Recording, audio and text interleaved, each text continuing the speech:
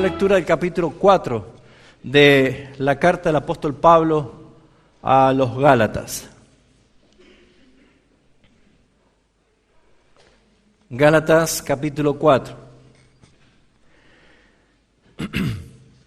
Pero también digo, entre tanto que el heredero es niño, en nada difiere del esclavo, aunque sea señor de todo, sino que está bajo tutores y curadores hasta el tiempo señalado por el Padre. Así también nosotros, cuando éramos niños, ¿cómo estábamos? Estábamos en esclavitud bajo los rudimentos del mundo.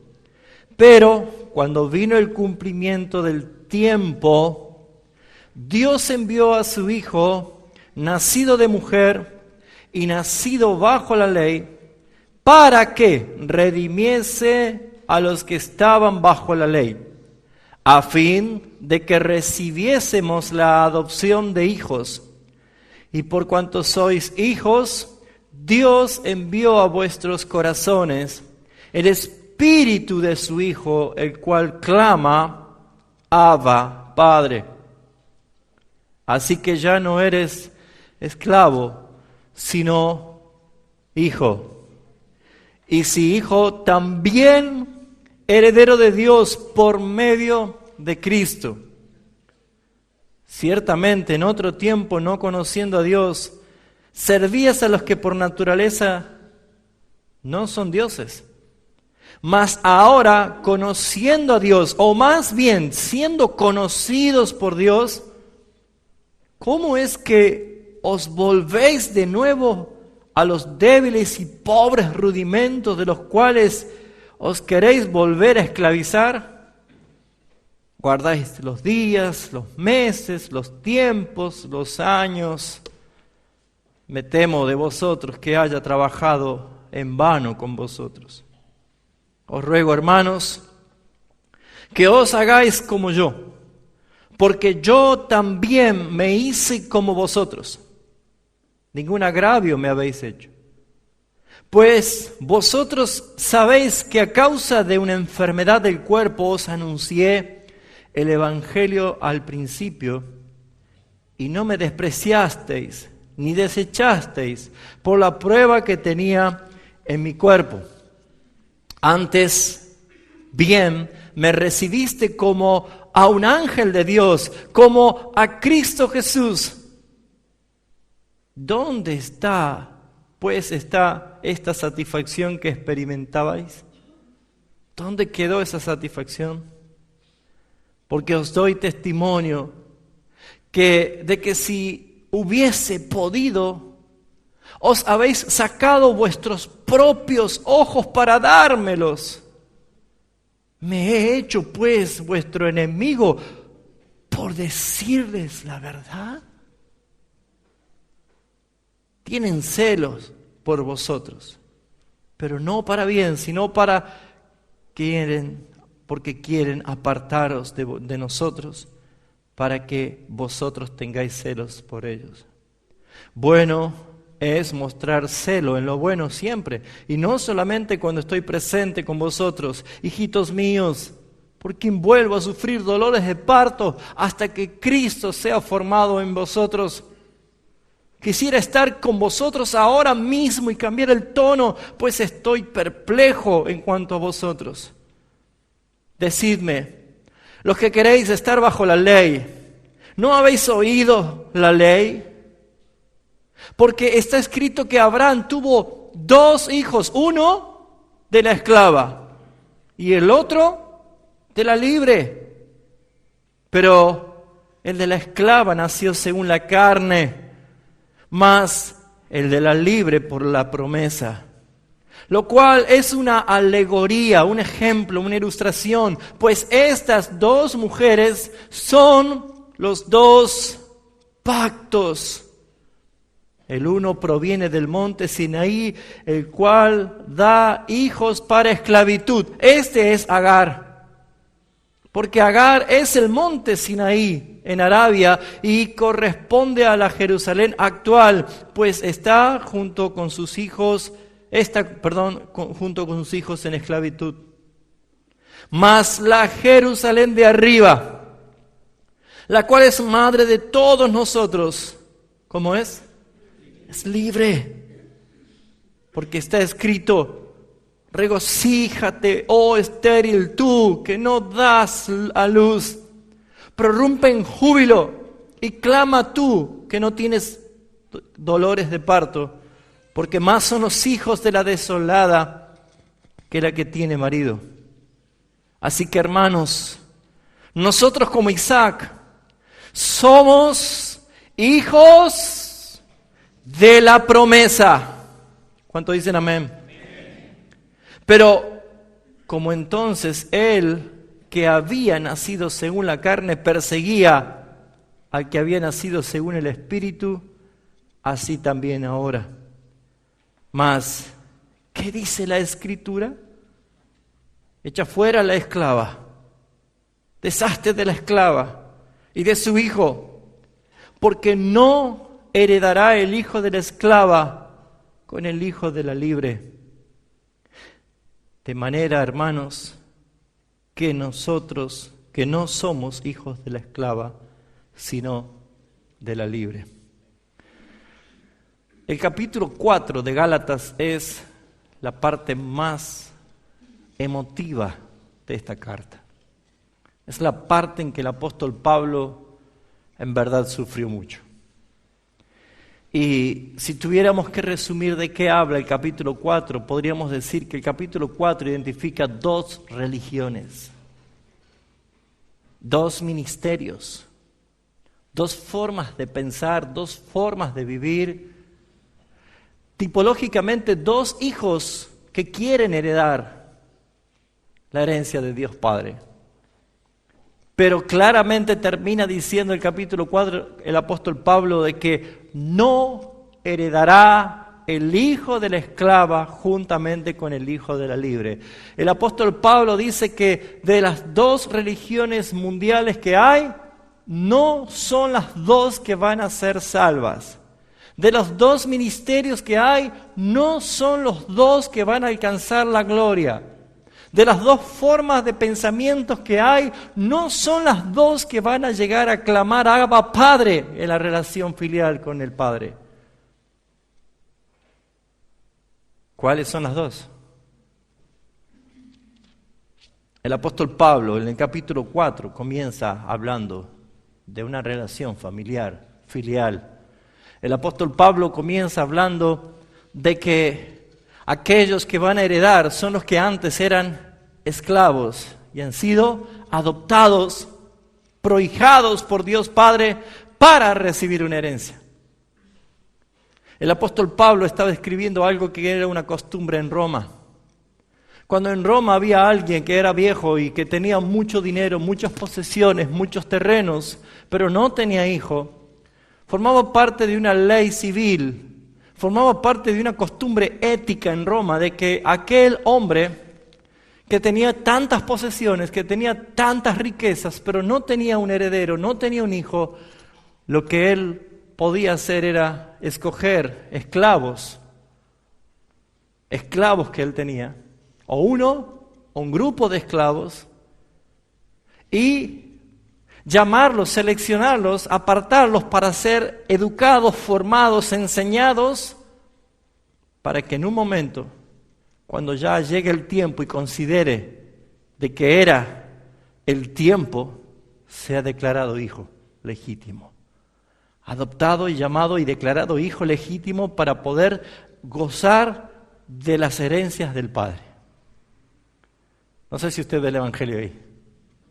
Yo veo el Evangelio ahí. Nuestra postura, nuestra posición antes era hijos del diablo, como dice la palabra. Hijos de la oscuridad, hijos de perdición. Estábamos muertos en delitos y pecados, lejos de toda esperanza, lejos de todo pacto. Vivíamos y caminábamos en este mundo sin Dios, sin esperanza, sin un Salvador, sin un Mesías. No reconocíamos, no teníamos en cuenta nada de esto. Solamente éramos esclavos del pecado por naturaleza. no íbamos a heredar nunca.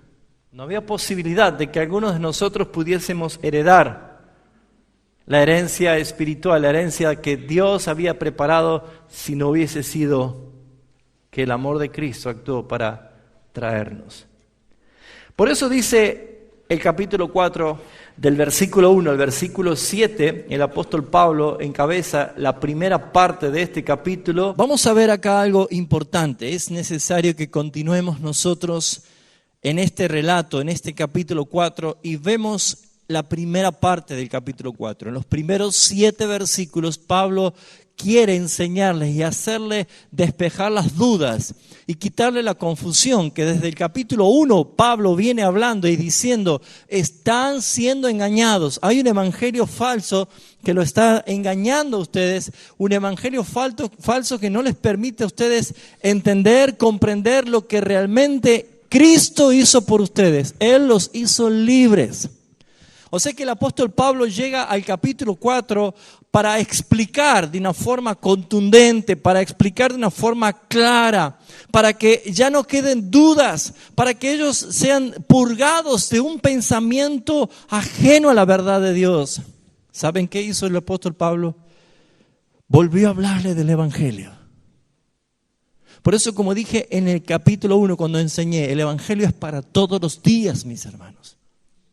El evangelio no es el ABC de tu salvación. Sí, yo escuché el evangelio hace 15 años cuando me predicaron. Hermanos míos, el evangelio es para todos los días.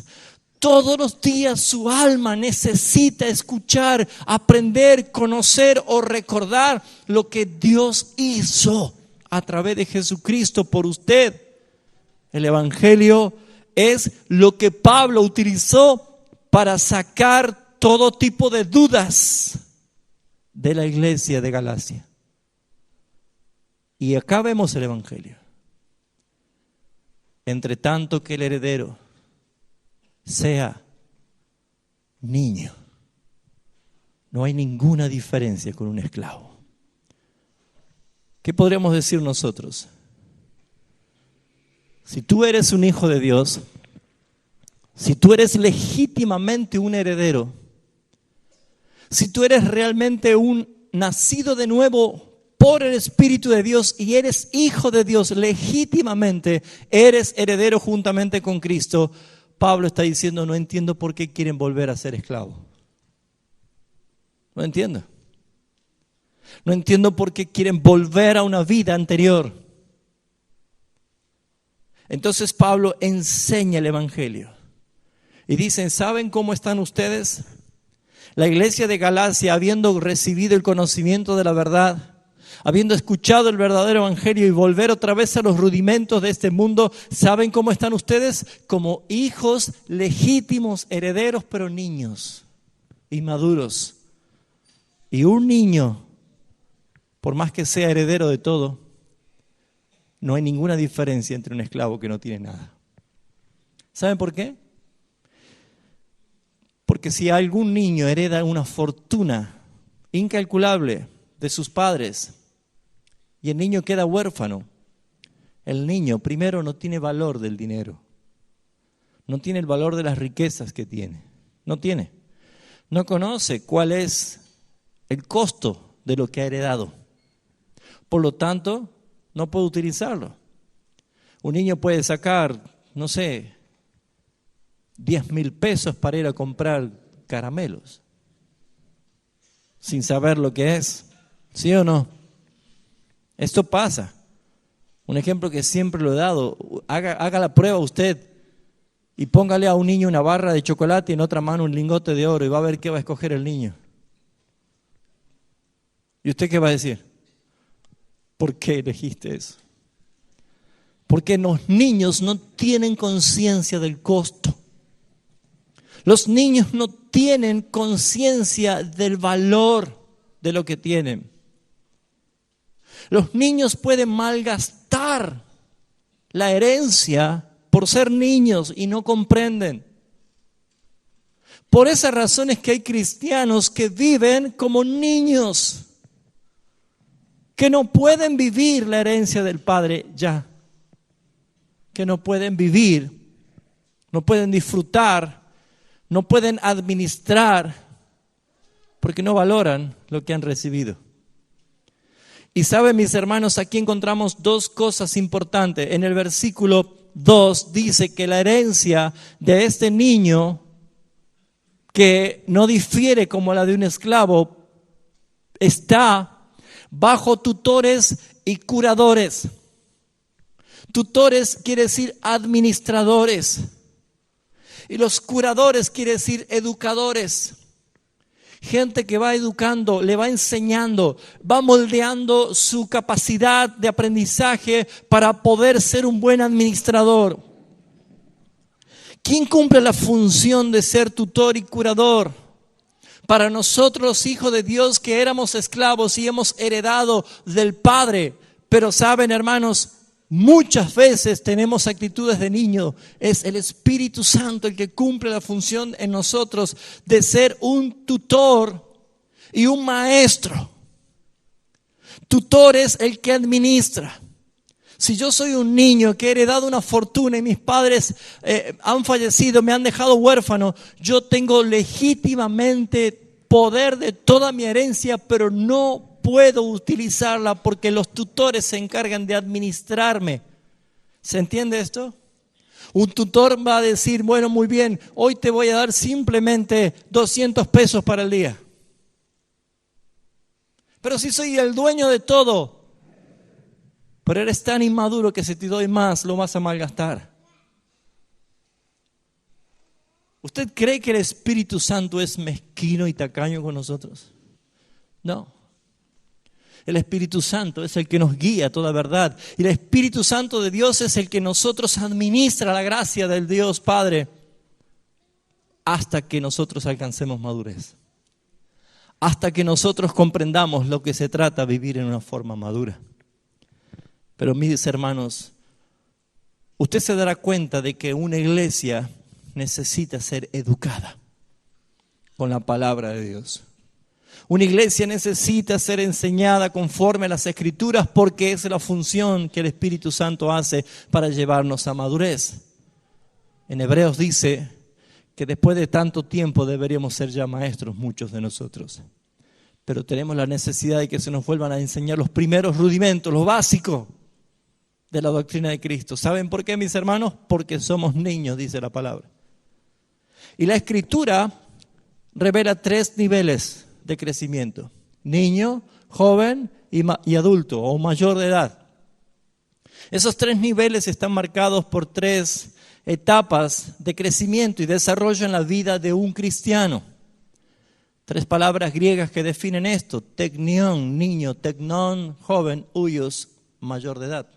Son 3 palabras que indican 3 pasos, 3 procesos, 3 niveles. El apóstol Juan en su primera carta está haciendo referencia a estos 3 niveles. Os escribo a vosotros niños, os escribo a vosotros jóvenes, os escribo a vosotros padres. Son 3 niveles. En la vida cristiana pasamos por 3 niveles: la etapa de la niñez espiritual, la etapa de la juventud espiritual y la etapa de la plenitud en la madurez espiritual. Y nosotros somos llamados a crecer, somos llamados a madurar, somos llamados a avanzar en el crecimiento y el desarrollo espiritual. Son 3 niveles necesarios para la vida del cristiano. Así como en el diseño del tabernáculo hay 3 niveles: atrio, lugar santo y lugar santísimo. Son 3 etapas en la vida de un cristiano. Un cristiano va a estar en el nivel de niño cuando solamente está en los atrios, cuando conoce la parte exterior de esta relación. Hermanos míos, fíjense ustedes que dice la palabra de Dios que ya no hay ningún impedimento para llegar hasta el mismísimo trono de la gracia. Cristo es en nosotros y nosotros en Cristo, habitáculo del lugar santísimo. Podemos tener directamente contacto con el trono de la gracia, pero a causa de la inmadurez, dice Pablo, a causa de la niñez, todavía están en los atrios, todavía están afuera. El lugar santo es el lugar donde había 3 elementos importantes: el candelero de oro, la mesa de los panes de la proposición y el altar del incienso. Son 3 evidencias del desarrollo de un hijo de Dios que está creciendo, porque esos 3 elementos representan 3 actos claros en la vida de un cristiano. ¿Saben cuáles son? La adoración. El candelero es la adoración. Los panes de la proposición es la devoción por la palabra, la meditación, la lectura de la palabra de Dios. El incienso o el altar del incienso es la oración.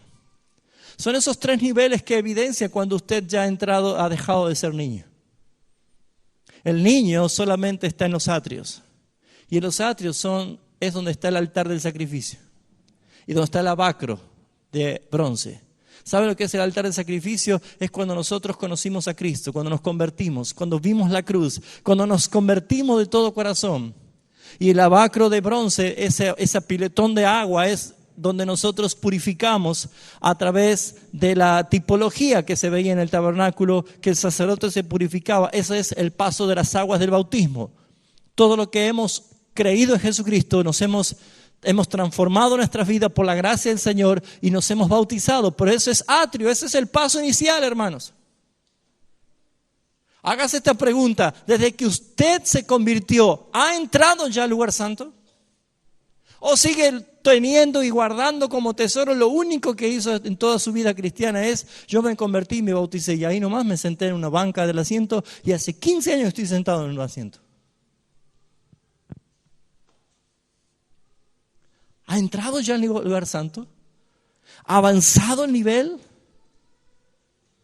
¿Ha empezado a desarrollar en su vida espiritual lo que es oración, adoración y devoción? Amados hermanos, esos son los niveles que hablan de la madurez. Y el nivel de la adultez, el nivel de la mayoría de edad, el nivel de huios, es cuando el Padre te ha declarado mayor de edad. El Padre ha visto que has crecido espiritualmente y es esa relación íntima que uno tiene en el lugar santísimo, y es tan íntima que uno puede decir por el Espíritu de Cristo: Abba, Padre. Por eso Jesús dijo 3 niveles: yo soy el camino, yo soy la verdad y yo soy la vida. Hermanos míos, el atrio es el camino. Estaba marcado por la sangre que traían los sumos sacerdotes después que sacrificaban en el altar de sacrificio. Era el camino de sangre que llegaba hasta el mismísimo arca de la propiciación, el propiciatorio del arca. Había un camino de sangre, imagínense, entrar con la sangre de los corderos, donde se lo mataba hasta donde se rociaba. Y Jesús dijo: yo soy el camino. El camino es el atrio. Y muchos están solamente en el camino. Muchos cristianos están solamente en el camino. Pero él dijo: yo soy la verdad. Ese es el nivel del joven, el que empezó a crecer, el que ya dejó de ser niño, como dice Pablo. Cuando era niño pensaba como niño, actuaba como niño, hablaba como niño. Pero cuando ya crecí dejé las cosas que era de niño. Cuando alguien empieza a crecer espiritualmente, se da cuenta que ahora empieza a desarrollar personalmente una vida de oración, una vida de adoración y una vida de devoción. ¿Ha empezado usted a leer la palabra con pasión? ¿Ha empezado a entender e interpretar lo que la Escritura le dice por una relación que tiene con el Espíritu Santo porque usted ora? Muchos quieren leer la Biblia con la luz apagada. Y la luz apagada es la ausencia de la luz del Espíritu Santo que revela. Y por esa razón debemos entender por qué dice el apóstol Pablo en Efesios 1: yo no dejo de rogar y orar por ustedes para que sean iluminados los ojos de vuestro entendimiento por medio del Espíritu Santo de Dios. Es la forma. Pero saben, hermanos, la vida, uno vive, uno experimenta nivel de madurez cuando alcanzó esa relación íntima con el Señor. Pablo, ¿qué está diciendo? Deben alcanzar madurez. Pero saben, todo lo que ustedes tienen, lo que han logrado, por haber escuchado un falso evangelio, dice Pablo, por haber creído un falso evangelio, por haber creído de que es Cristo y algo que tú puedas hacer. Cristo y las obras, Cristo y la ley, Cristo y tu esfuerzo humano. Déjeme decirte que te has vuelto otra vez a un estado de esclavitud. Por eso que estos primeros 7 versículos está diciendo lo que es el Evangelio. Y dice claramente, así también nosotros cuando éramos niños. Pablo se incluye, él dijo, yo también experimenté una época de ser niño. Dice, estábamos en esclavitud bajo los rudimentos del mundo, pero cuando vino el tiempo, aleluya por ese tiempo, el cumplimiento del tiempo, Dios envió a su Hijo nacido de mujer y nacido bajo la ley. Aquí hay evangelio puro porque está diciendo 2 cosas que hizo el Padre. Envió a su Hijo nacido de mujer. ¿Qué está diciendo? Que Dios se encarnó, que Dios Hijo se encarnó y que Dios Hijo nació de mujer para que usted crea que Él fue y es 100% hombre, como tú y como yo. Él es 100% hombre, nació como hombre, está diciendo Pablo. Pero también nació bajo la ley. Y en este mundo no hay hombre que esté fuera de la ley. Todos estamos bajo la ley. Todos. Y si Cristo nació bajo la ley, ¿qué tenía que hacer Él? Cumplirla. La diferencia es que ningún ser humano en el planeta Tierra, en la historia de la humanidad, pudo cumplir la ley de Dios, pero sin embargo, Cristo sí. Él vino a cumplir la ley. Y dice, ¿para qué lo hizo? Por eso le dice Pablo, ¿entienden lo que hizo Cristo por ustedes? Él nació como hombre y nació bajo la ley para que Él cumpla lo que tú no pudiste, lo que ustedes como iglesia no pudieron. ¿Y cuál es el fin? Versículo 5, para que redimieses, para rescatarlos, para liberarlos a los que estaban bajo la esclavitud de la ley, a fin de que recibiésemos la adopción de hijos. Muy bien, ¿cuándo recibimos adopción de hijos? Según el versículo 5, hagamos interpretación. Lean allí. ¿Cuándo recibimos la adopción de hijo de Dios? ¿Cuándo fuimos qué? No me mire a mí, lea la Biblia, versículo 5, ahí lo dice. ¿Cuándo fuimos qué? Redimidos. Cuando fuimos rescatados, ¿de qué? De la ley. Ahora, no es porque la ley es mala, como decía Pablo en el capítulo 3. La ley nos conduce, pero no nos salva. La ley te lleva a la cruz de Cristo mostrando lo que somos. Imperfectos, pecadores, incapaces de salvarnos por nosotros mismos, pero nos conduce hasta Cristo. Por lo tanto, cuando llegamos hasta Cristo, allí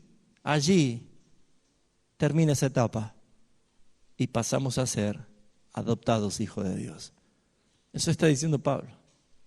Por lo tanto, mis hermanos, la recompensa de haber sido hechos hijos de Dios, dice el versículo 6, y por cuanto sois hijos, Dios, el Padre, Dios, ¿qué hizo Dios a los que son sus hijos? Dice, Dios envió, primero te adoptó, te apartó, pagó por tu libertad, te redimió, luego ¿qué hizo? Te envió el Espíritu de su Hijo. Nosotros vivimos porque tenemos el Espíritu del que vive. Nosotros hemos resucitado de nuestra muerte espiritual porque tenemos el Espíritu del resucitado. Nosotros vivimos porque Él vive y viviremos para siempre porque Él vive para siempre. Y jamás moriremos porque Cristo jamás volverá a morir porque Él mató a la muerte cuando resucitó. Y lo que está diciendo es que ustedes han recibido el Espíritu del Hijo enviado por Dios el Padre. Envió a donde a vuestros corazones el Espíritu del Hijo, el cual está hablando del Espíritu del Hijo. Él clama, Abba, Padre. Es Él el que clama, Abba, Padre. Yo a veces no tengo un buen día. A veces me toca no tener un buen día. ¿A usted le tocó a veces no tener un buen día? ¿No tener muchas ganas de nada? ¿Sí o no? ¿Le tocó algún día así como baches depresivos, pozos angustiosos? ¿Le tocó? Muchas veces se sintió como que ha perdido varios casilleros para atrás en la vida espiritual. ¿Se sintió así? Se sintió muchas veces derrotado, frustrado, hasta fracasado en su vida espiritual. ¿Sí o no? ¿Lo experimentó? ¿Ha sentido muchas veces apatía? ¿Desgano espiritual? ¿Lo ha sentido? Bueno, Cristo no.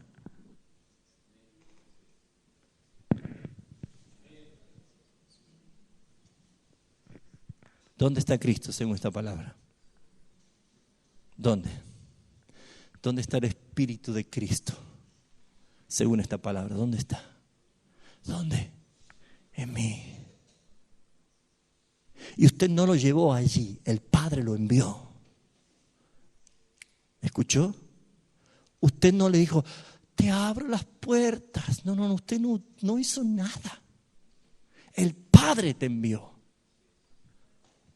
El Padre envió el Espíritu de su Hijo que jamás, por los siglos de los siglos, por toda la eternidad, y si hubiese eternidades de eternidades, jamás el Hijo va a perder íntima comunión con el Padre. Yo creo que no lo entiende lo que estoy diciendo. ¿Sí lo entiende? Entonces está impactado, ¿no es cierto? Porque el silencio puede decir dos cosas. O impacto. ¿Puede entender esto? Él pagó por ti. Te libró de la esclavitud del pecado. Él te adoptó hijo suyo porque te hizo libre, te redimió de la ley del pecado, te hizo libre, ya eres su hijo. Y como regalo, como herencia, como la expresión de amor más grande que puede haber, el Padre, el que te adoptó, te envió. No se lo pediste tú, te envió Él. Él te envió el Espíritu de su Hijo. Que por más que tengas un mal día, por más que estés bajoneado espiritualmente, por más que sientas desgano, por más que sientas la culpabilidad todavía, por más que luches con tus tentaciones, por más que estés confundido, por más que estés siendo arrastrado por algunas cosas que no tendrías que ser, por más que te sientas debilitado, por más que te sientas cansado, en ti está el Hijo Cristo, el cual tiene una perfecta comunión con el Padre, y Él lo hace por ti. Él lo hace por ti y por mí. Eso le está diciendo Pablo. ¿No pueden entender la libertad que tiene? ¿Cómo es que se quieren volver otra vez a la esclavitud, a los rudimentos de una naturaleza que ya no existe para ustedes? ¿Por qué intentan hacer un esfuerzo tremendo por ganarse el cielo por sus comportamientos? Amados hermanos, lo que usted tiene que hacer es creer en el Evangelio de Jesucristo, creer en la obra que Cristo hizo en la cruz del Calvario. Solamente cree y serás salvo. Solamente cree y serás salvo. Nada más. Por eso en el versículo 8 en adelante Pablo escribe una exhortación que le duele, una exhortación que esta misma angustia que sintió Pablo todavía se sigue sintiendo cada vez que esta exhortación se manifiesta. Pablo contagió o tuvo una enfermedad.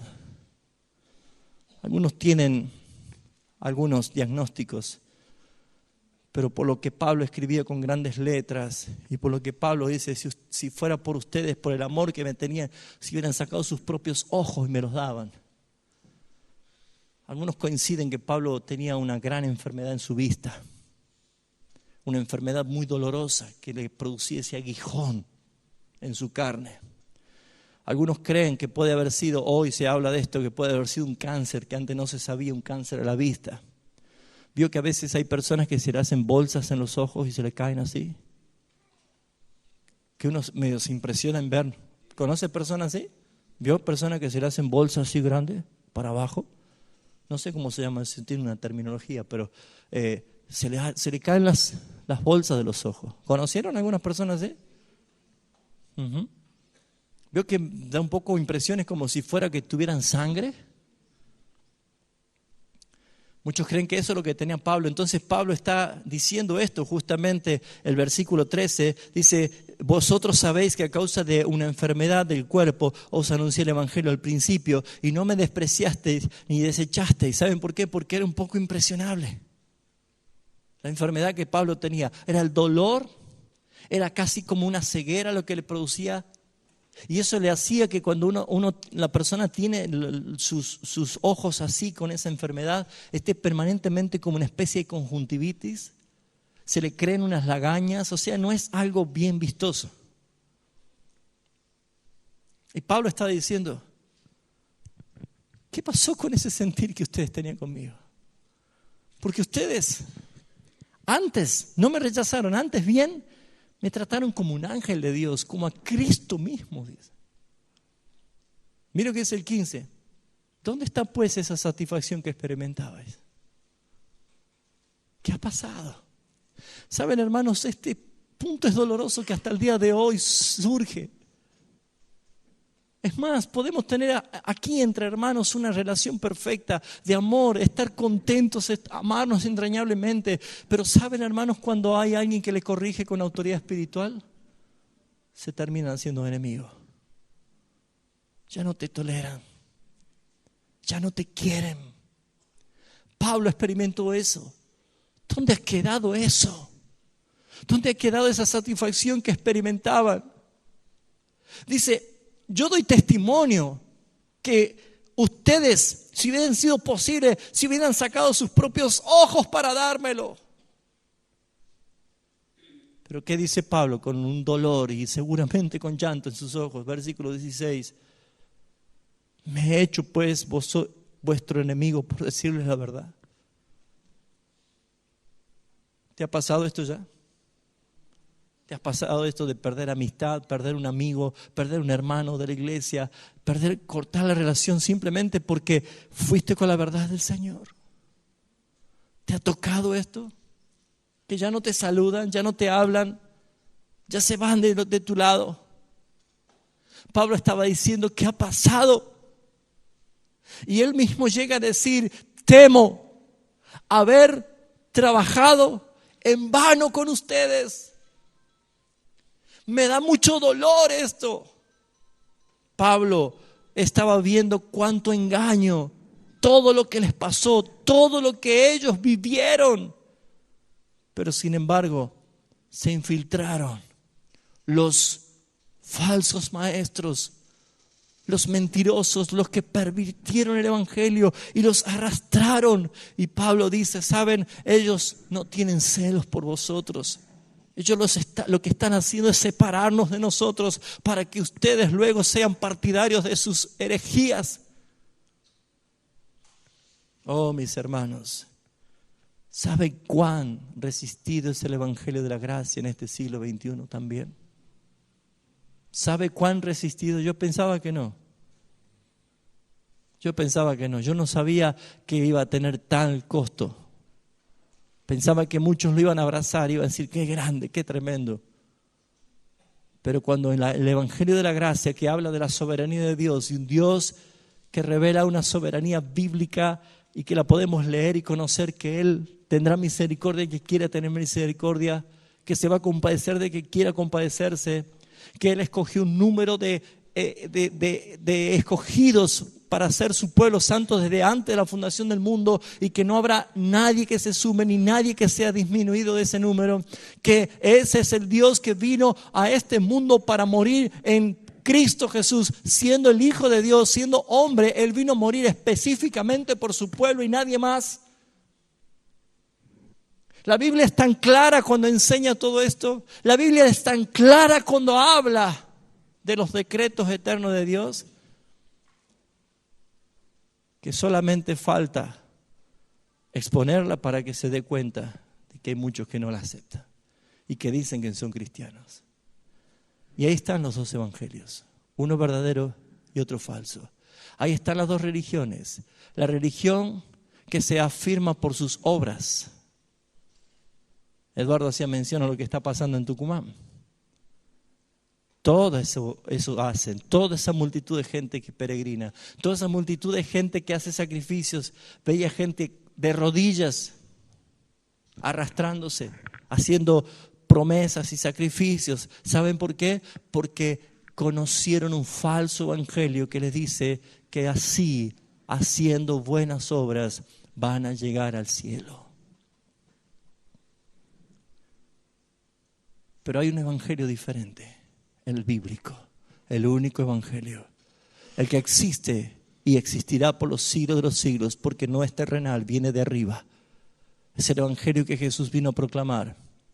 El evangelio que dice: tú, hombre, eres pecador y es imposible que te salves. Pero al Padre ha placido darte el reino y te escogió. Pero tu deuda es tan grande y es tan eterna que tú no la podías pagar. Y la gracia del Padre fue enviar a su Hijo para que Él sea puesto como propiciación por tus culpas y tus pecados, y Él pague la deuda en lugar tuyo. Y Él, una vez que muera, consiga y obtenga la justicia que tú jamás la podrías tener. Y entonces, cuando tú hayas recibido el regalo de parte del Padre, que es la fe, para creer en la obra que Él hizo por ti en la cruz, y cuando creas, entonces es cuando el Padre te justifica e imputa esa justicia de salvación en tu vida. Y es cuando entonces la buena noticia alumbra tu entendimiento y te hace creer y te hace entender y te hace saber que no ha sido tus obras, ni tus esfuerzos, ni tus méritos, que no alcanzó ni alcanzará una eternidad de buenas obras para ser salvo. Mira la cruz, porque el que no cometió pecado, el Padre lo hizo todos tus pecados a Él, para que Él pagase en la cruz del Calvario por ti. Ese es el evangelio que Pablo está diciendo: ustedes tienen que vivir conforme a la promesa. Y en la parte de desenlace del capítulo 4, del 21 al 31, estos 10 versículos, Pablo utiliza una imagen alegórica, una ilustración, y los remonta al padre de la fe, a Abraham. Y le dice: Abraham tuvo 2 hijos. Abraham tuvo 2 hijos. Uno fue de la esclava y el otro fue de la promesa. ¿Saben, mis hermanos? Aquí está mostrando las 2 religiones. Aquí está mostrando los 2 ministerios, uno terrenal y otro espiritual. Aquí está mostrando 2 que quieren heredar. Pero el Señor termina diciendo por Pablo: solamente uno va a heredar. Solamente los que son hijos de la promesa. Y los hijos de la promesa no vinieron como una alternativa humana. Fíjense, Abraham, 100 años. Sarai, su esposa, 100 años. Vieja, casi 100. Estéril. Ya había pasado su tiempo de la mujer. ¿Se entiende? Ya no podía tener hijos por su periodo natural. Era imposible. Cualquier ser humano habría dicho: es imposible. Pero ¿sabe qué dice Pablo en Romanos capítulo 5? Que Abraham le creyó. Y él creyó esperanza contra esperanza. Aún al considerar su cuerpo como viejo y aún al ver la esterilidad de su mujer. Pero él creyó. Sin embargo, ¿qué pasó? Sara dijo: Abraham, Dios dijo que vas a tener un hijo y que vas a ser padre de una multitud y de ti va a ser una nación grande, pero yo soy vieja, soy estéril, no puedo tener hijos. Vamos a hacer una cosa. Idea de hombre, esfuerzo de hombre, alternativa de hombre, solución de hombre. condenación para el hombre. ¿Qué hizo? Traigamos a la esclava, Agar, que ella va a tener un hijo contigo. Y entonces ese va a ser tu hijo. ¿Eso es lo que quería Dios? No, Dios no necesita ayuda de nadie. Dios no necesita ninguna manito nuestra. ¿Sabe? Dios le dijo a Abraham, tú heredarás un hijo de tu esposa Sara.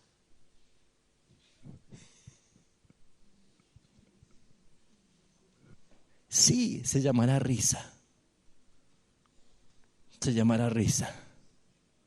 No me reí, sí te reíste. ¿Le crees? ¿Tú le crees?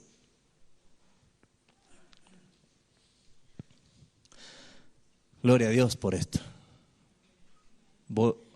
Volvemos nosotros a ver el cuadro que Pablo está hablando aquí. Y dice esto, versículo 28. Así que, hermanos, nosotros, el pueblo escogido, nosotros, como Isaac, somos hijos de la promesa, no de la esclava, no de del viejo pacto, no de la ley, no del esfuerzo humano. Somos de la promesa, de la fe.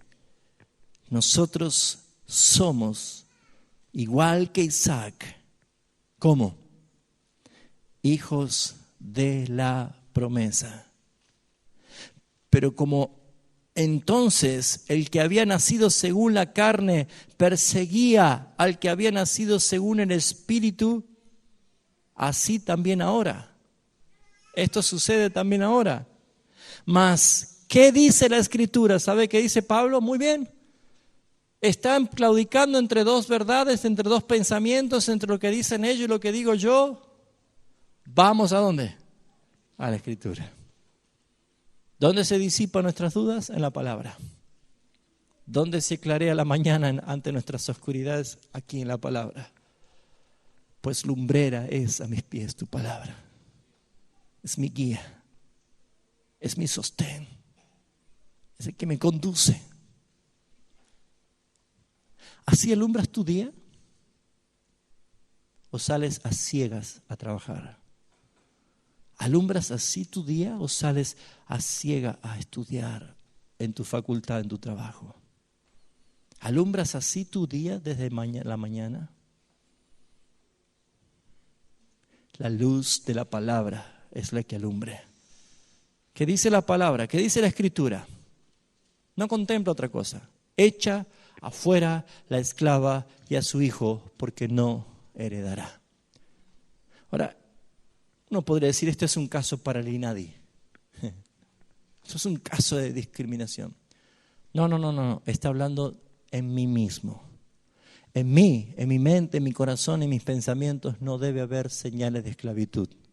No debe haber ninguna señal de esclavitud que diga, tienes que hacer un esfuerzo, vamos. No.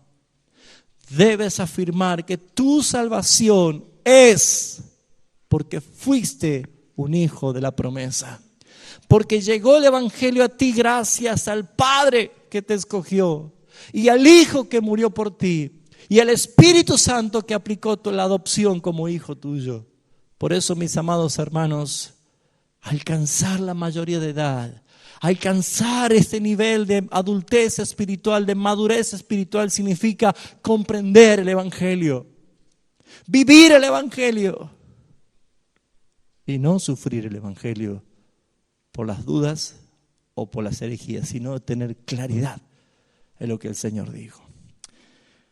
Quiero ir concluyendo. La obra que hizo Cristo está manifestada en el versículo 1 al 7. ¿Qué hizo Cristo? Él nos redimió de la maldición de la ley. Él pagó, Él cumplió la ley y nos redimió. La obra del Padre.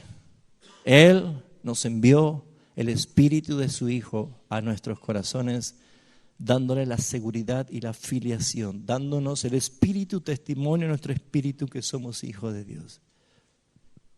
y la obra del Espíritu Santo es marcando nuestras vidas en libertad, como tenemos que vivir. Por eso, para terminar, esta carta es el baluarte de la defensa del Evangelio. Esta carta, como dije la primera vez que comenzamos esta serie, gracias a Dios por Pablo, que fue sensible a la voz del Espíritu Santo para defender, porque el Evangelio ya estaba siendo amenazado con distorsionarse.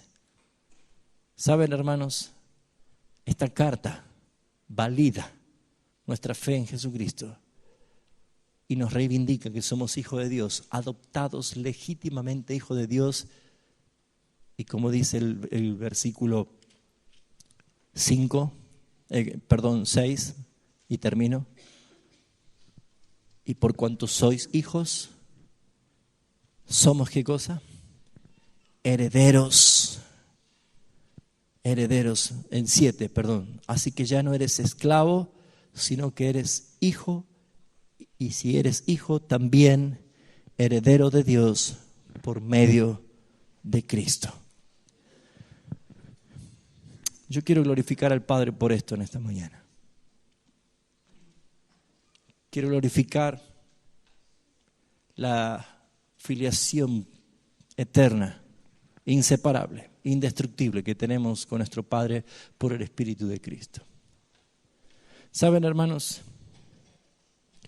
Quiero enseñar algo. En el grupo que tenemos del Ministerio GES, permanentemente estamos apoyándonos en oración en momentos difíciles. Pero quiero decirle a mis hermanos que es muy importante saber que la ayuda del hermano siempre va a ser en segundo lugar. Y hasta a veces llega tarde o insuficiente. Nunca te olvides que el ayudador está en ti. Nunca te olvides que lo más importante es confiar en aquel que tiene íntima comunión con el Señor. Podrás tener días difíciles, podrás estar bajoneado, deprimido, con ganas de abandonar, con ganas de dejar todo. Se te van a venir pensamientos, van a venir cosas a tu mente, engaños. Vas a guiarte muchas veces por las emociones de un corazón que te dicen, ya está, no insistas, busca otra cosa. Pero antes de tomar una decisión así, quiero que recuerdes esto siempre y no te olvides esto. Si pudiésemos mirar para nuestro ser interior, habría un contraste tremendo. Afuera puede haber llanto, pero aquí adentro hay un gozo indecible.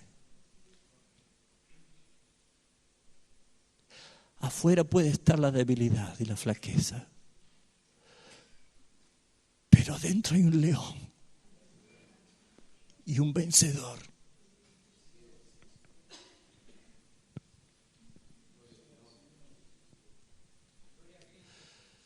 Podés llegar a un punto en que decís, ya está, Señor, ya no quiero más.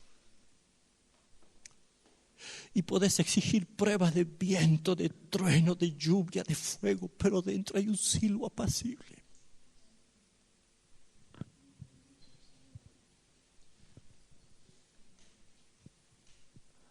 Podés estar caminando en el valle de sombra de muerte, pero dentro tuyo está el que vive por los siglos de los siglos. No hay motivo para bajar los brazos. No hay motivos para debilitarse. No hay motivos para creer la mentira que viene de afuera. No hay motivos para doblar tu rostro al suelo como un derrotado, sino para erguirte. Porque sabe, mis hermanos, para esto vino nuestro Señor.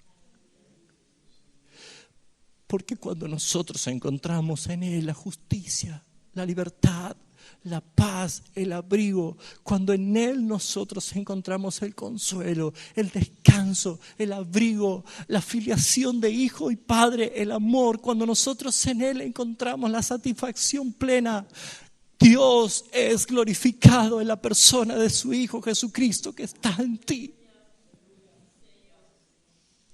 Por eso, mis hermanos, no vivas por tu corazón en la mano. No vivas por tus emociones, porque vas a errar y vas a caer siempre en el mismo pozo.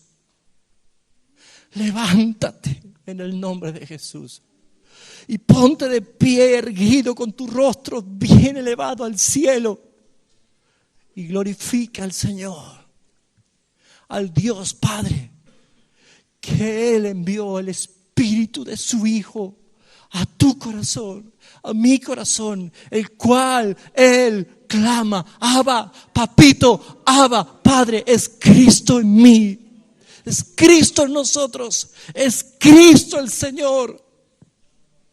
En Él tenemos la victoria, en Él tenemos el consuelo. Mi vida está escondida en Cristo Jesús para siempre. Nunca te olvides de esto. Así que si estás pasando el momento más difícil de tu vida, no busques afuera, porque de tu interior fluye el río. No busques afuera. Afuera están las tinieblas. Afuera está el lloro y el crujir de dientes. Busca adentro. El Espíritu de Cristo que te da libertad está en ti. Cierra tus ojos, iglesia.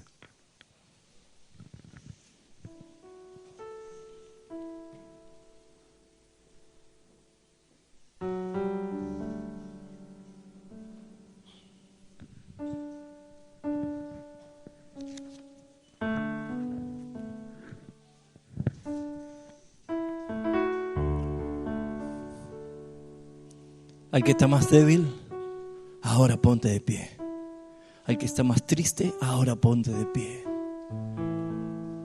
Porque vas a sentir eso.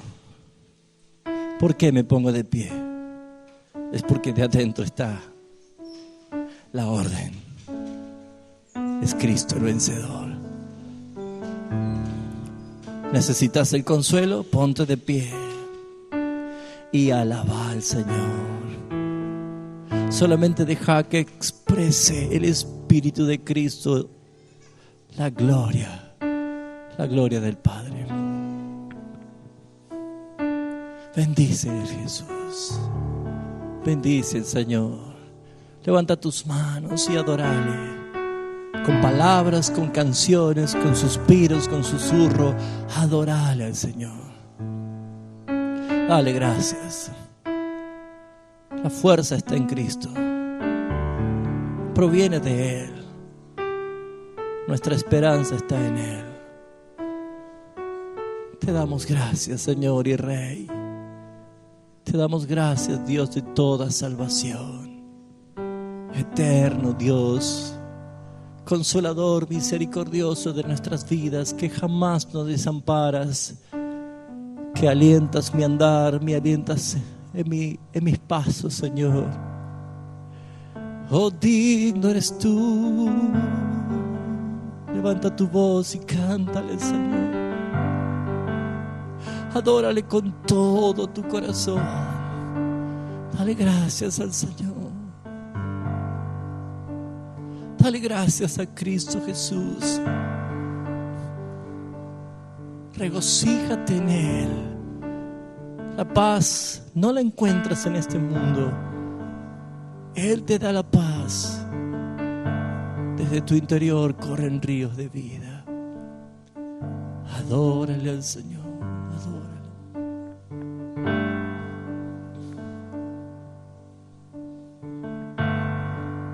¿Se acuerda de esta canción? Abba Padre, Abba Padre, estar contigo es una dulce bendición.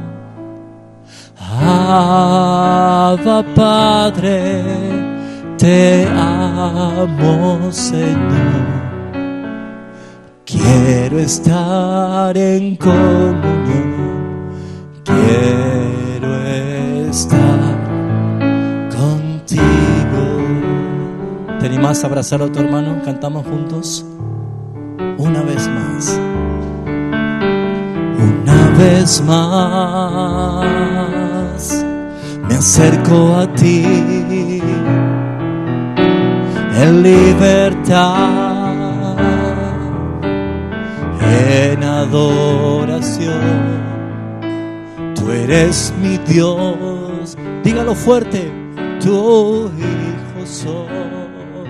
Grítalo, iglesia, mi comunión contigo es una dulce bendición. Abba Padre, Abba Padre, estar contigo es una dulce bendición. Abba Padre, te amo, Señor. Quiero estar en comunión, quiero estar contigo. Una vez más me acerco a ti, dilo al Señor, en libertad, en adoración. Tú eres mi Dios, dígalo, tu hijo soy. Mi comunión contigo es una dulce bendición. Vamos. Abba Padre, Abba Padre, estar contigo es una dulce bendición. Abba Padre, te amo, Señor. Quiero estar en comunión, quiero estar contigo. Solamente dígalo usted, Abba Padre. Sí, Señor. Estar contigo es una dulce bendición. Abba Padre,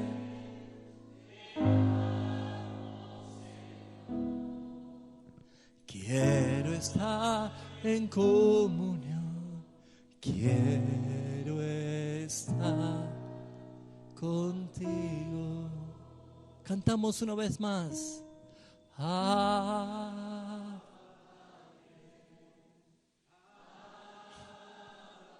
Deja que el Espíritu de Cristo diga esto. Estar contigo es una dulce bendición.